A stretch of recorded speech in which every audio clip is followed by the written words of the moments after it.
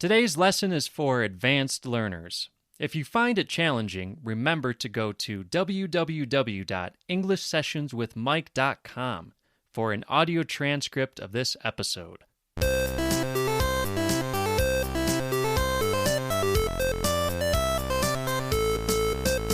Hey y'all! Today we're going to talk about some informal contractions. As y'all know, I live in the United States, and there is no shortage of informal English here, that's for sure. I'm also going to be recording a conversation with my Brazilian student Bruno soon to talk about informal contractions. It'll be included in the bonus material that you can access by giving a monthly financial contribution to the English sessions. Just go to patreon.com/the English sessions and give a small monthly contribution to gain access to the bonus material. Listen for these informal contractions today. Y'all is you all. Hey y'all. Gonna is going to. Wanna is want to. Kinda is kind of. I'ma. That's right, I'ma is I'm going to. Haveta. Haveta is have to. Okay, now, y'all is one of my favorite contractions. Why? Because it serves a valuable function in the English language.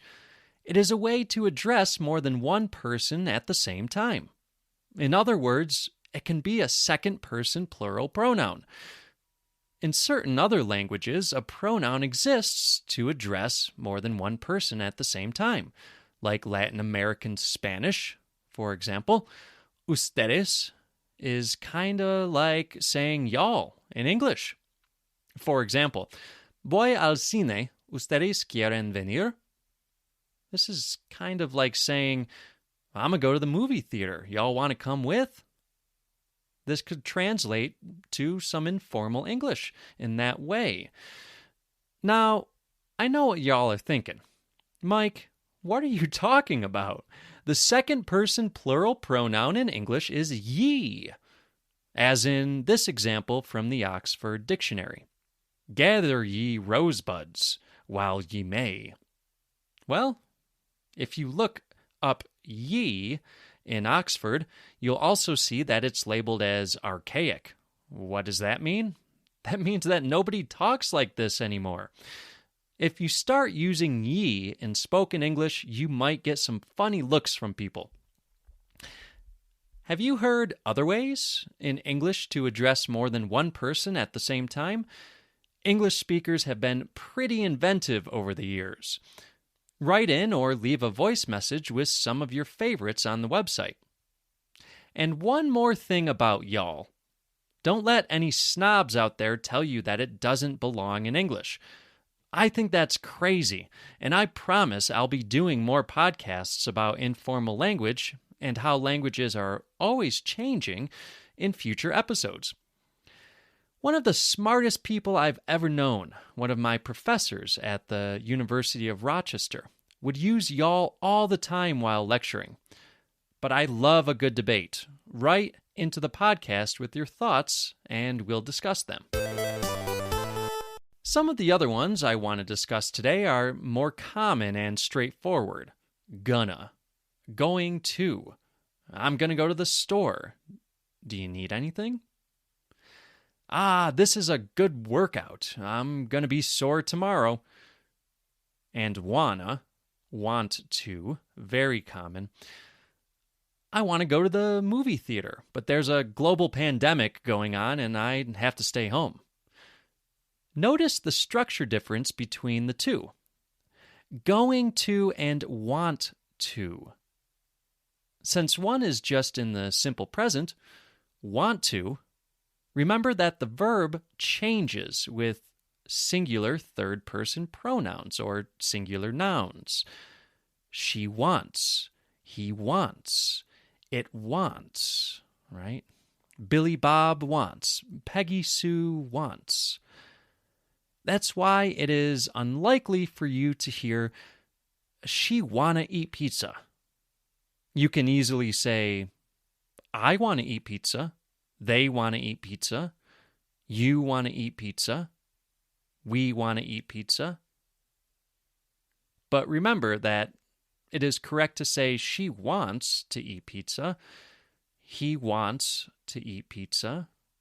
Billy Bob wants to eat pizza. Peggy Sue wants to eat pizza. So unless we create a new informal contraction, it sounds a bit awkward to say, she want to eat pizza.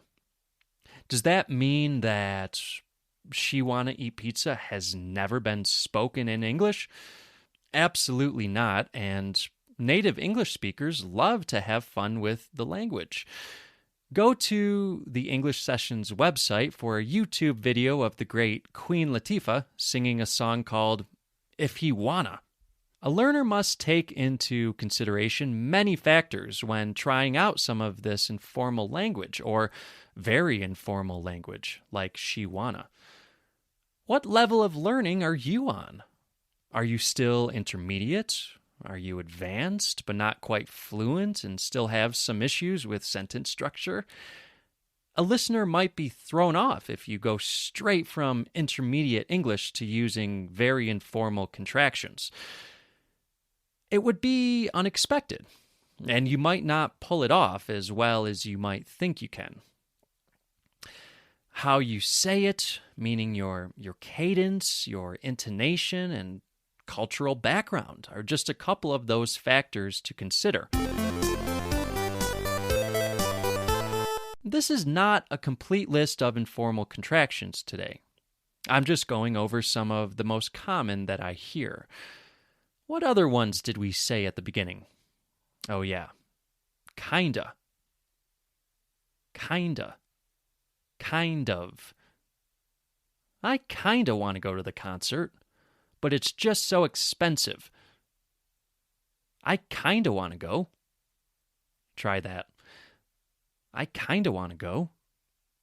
I kind of want to go, right? Have to is have to. I have to go to the meeting. It's super important. Try that. I have to go. I have to go to the meeting. I have to go to the meeting. Kinda, have to. Kinda is kind of. Have to is have to. I have to go. How do your informal contractions sound? Send me a voice message of some of your favorite sentences with informal contractions. And finally, about I'ma. I'ma is I'm going to. I'm going to go clean my kitchen floors. I'm going to go clean my kitchen floors. I'm going to go clean my kitchen floors now. Try it out. Repeat after me. I'm going to go clean my kitchen floors now. This one is very informal and, again, maybe not one you'd want to try out at first when learning informal contractions for the first time. There's a time and place for contractions like I'ma, and again, you may just confuse your listener who knows you're still learning English.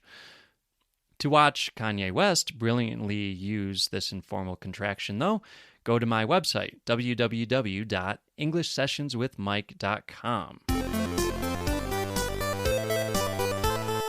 Above all, remember the big three today. Gonna, wanna, have to. That's because these are all used all the time, not just by Americans, and can even be used all in one sentence. For example, let's say I want my friend to go to a concert, but I don't want to force him to go. I want him to choose to go, knowing that he will have a great time. I might say, he's going to have to want to go. I'm not going to force him. Did you hear that? He's going to have to want to go. He's going to have to want to go. He is going to have to want to go. Yikes! Let's try that again. He's gonna have to wanna go. He's gonna have to wanna go. I'm not gonna force him to go. He's gonna have to wanna go. He's gonna have to wanna go. Woo! We made it. That's all for today, but I assure you there will be more talk about informal contractions and other informal language in future episodes. My Brazilian student Bruno and I talk about this in our English session this week. If you're interested in hearing our conversation, go to patreon.com/theenglishsessions and make a small monthly contribution to the podcast. Once you're a contributor, you can access the bonus content of the English sessions, including the conversation Bruno and I have about informal contractions.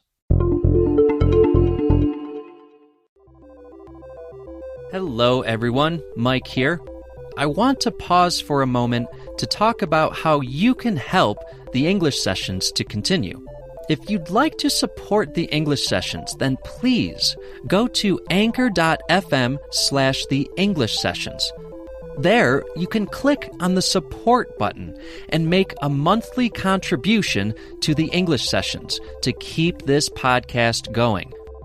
You can support the English sessions for less than $1. Every bit helps. Also, remember, go to www.englishsessionswithmike.com if you are interested in private lessons with me, Mike. Thank you all for supporting this podcast.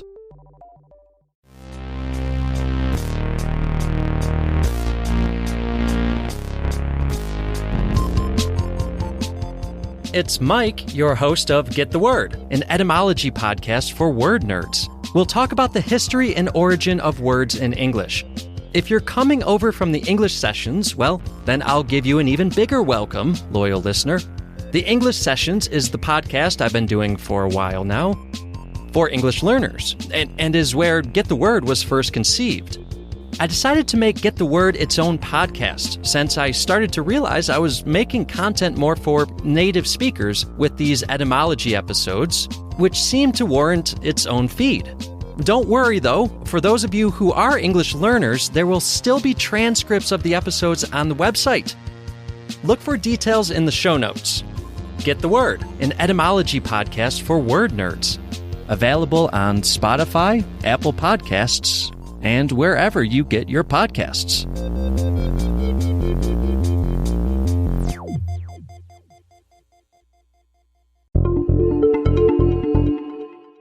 Any questions? Write to me at mike@englishsessionswithmike.com. Leave a message for me on the website, www.englishsessionswithmike.com, and I will play it on the podcast. Make sure to subscribe to this podcast so you won't miss an episode.